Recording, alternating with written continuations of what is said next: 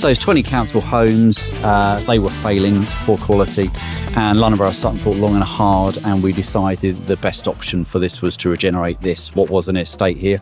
Contractors are massively under pressure, and unfortunately on this scheme we did lose a contractor that went bust, and that was obviously very sad, particularly for the employees of that organisation, but very difficult for us as a council because, you know, suddenly we lost the ability to deliver this scheme. So that was challenging. The GLA said this to me, which was great. They said, you're the only scheme in London that lost a contractor, found a contractor, and is going to finish on time and on budget. So, you know, we're delighted as a borough. Hello, I'm Toby Fox from 1.5 Million New Homes, the local government challenge, sponsored by Red Loft and Lovell. So every month I'm visiting a different council to find out what works and what needs to change to get more homes built. And this month I'm in the London Borough of Sutton.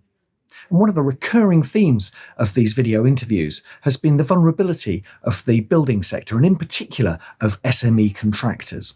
So we visited a site in Sutton that had stalled because of a contractor going bust, and we talked to Red Loft and to Bugler Developments and to Sutton Council about what they'd done to rescue that scheme. Adam, we're here at Beech Tree Place. Tell us the story of this development. So it's 20 council homes, they were failing, poor quality, and London Borough Sutton thought long and hard, and we decided the best option for this was to regenerate this, what was an estate here. What sort of time is this? This was about 4 years ago. 4 years, okay. 4 years ago. And we assembled the land, which was somewhat difficult because there were some private owners down that end of the site there. Yep. And then we set about finding the best solution for this site to build massively high quality homes. And what solution was that? So that solution was, as you can see, it's a 4-phase development or a 4-building development, 92 homes, and it's a mix of shared ownership, 35 homes, and the rest of them are social rented.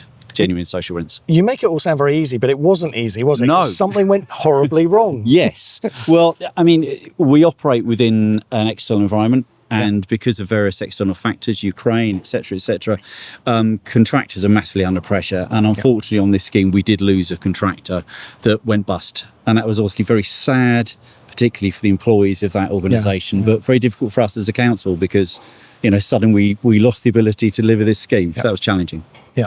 And then when the scheme comes back to life, when you start to resuscitate it, you find that everything has changed.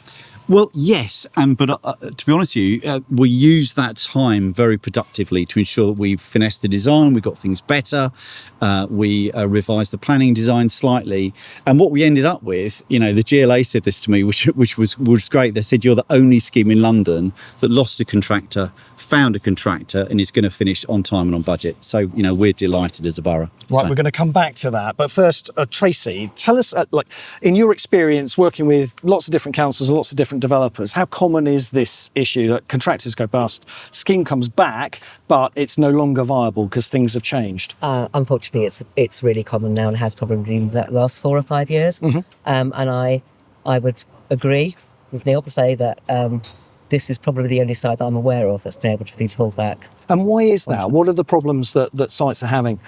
Well, it will depend on where you are in the construction, so that does have a big impact on cost. But actually, just generally speaking, you would have signed a contract with a contractor, a build contract, potentially 4 or 5 years ago. Costs were very different, including labour and the other external factors that have an impact on that. And now when, you know, if you're looking to build and go into contract now, there's a massive difference in what the prices would have been. I mean, Jeremy will be better at that than I am. You say massive, but the order of like 20%, 25%? More, much more than that. Yeah, more, considerably more, 30 or 40%. Right. And then again, that will depend on where you are in the construction phase. So what's happening generally in those circumstances on other sites around London, around elsewhere? There's not one answer to any of them, really, and a lot of them are standing empty. Yeah. Particularly high-rise buildings where the contractor has gone into administration because there's such a massive risk factor for any contractor to take on that type of development. And it is actually really quite sad to see because what you'll see is huge amounts of stalls or huge amounts of money is going into it. The scheme is not financially viable anymore and people are taking their losses to complete it. It's quite unusual to see a 100% affordable housing site being delivered. Thanks, Tracy. And it is being delivered. This site isn't standing still. It is happening. It's been built around us. Jeremy, what's the secret of your success? How have you managed to get this site going?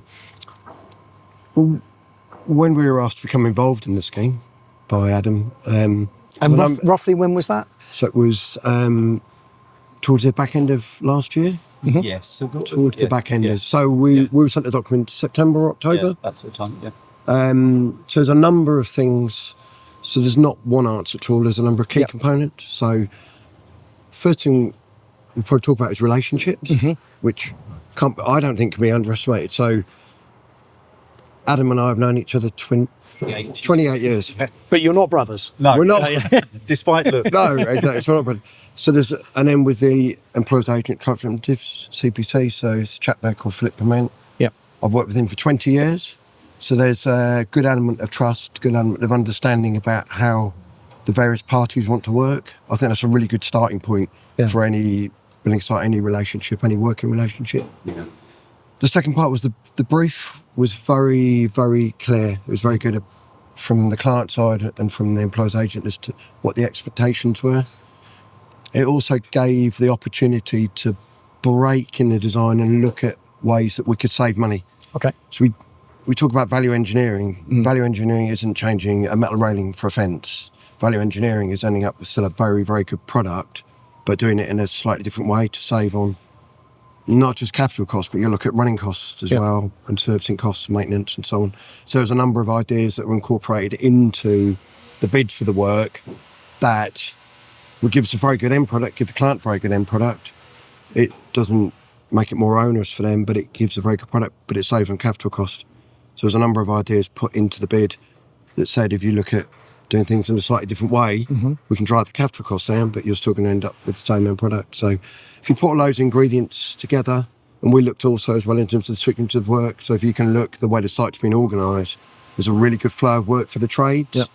That makes it attractive to the supply chain. Right. If you make it attractive to the supply chain and you're ready and organised, their costs come down. Right. Because they take a slightly different view. Yeah. It's like anything in life. If you go somewhere and your service is good and you're organised, you come back for more. If it's disorganised and poor, you'll go somewhere else. Yeah. So we've got to make sure that we're organised. So you put all those things together and you end up with what is now a very good, well-run site. And is this site particularly unique in those circumstances, or do you find that quite often you can go into a scheme like this or at a stage like that and actually turn it around? This is one of three that we've done, and we're looking at a fourth now. Okay. For a client in very similar circumstances. So in different places, different boroughs? Different boroughs, different clients. So we're becoming quite adept. Unfortunately, it is actually very sad. Yeah, as Adam said. Yeah, for the wrong reasons. Yes, you're becoming very experienced and I hate to say it, almost an expert in these circumstances. So we know what we've got to do to make it work and to drive the cost down. But say we can't do it at the price of the end product. Yeah, I mean cheapening a landscaping and cheapening designs and so on. Yeah, you talk about sustainability. There's put PVs on roofs, air source heat pumps.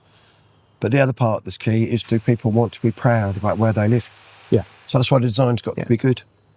Well, it's a great advert for Bugler. It's a great advert for Red Loft. It's a great advert for London Borough of Sutton. Thank you very much indeed, Adam, Tracy and Jeremy, for your contribution to getting 1.5 million new homes built. And that's it for another episode of 1.5 Million New Homes, the Local Government Challenge, sponsored by Red Loft and Lovell. I hope you like what you've seen and click like and subscribe if you do. And in the meantime, we're going to be back with more from Sutton in a few days. We look forward to seeing you there.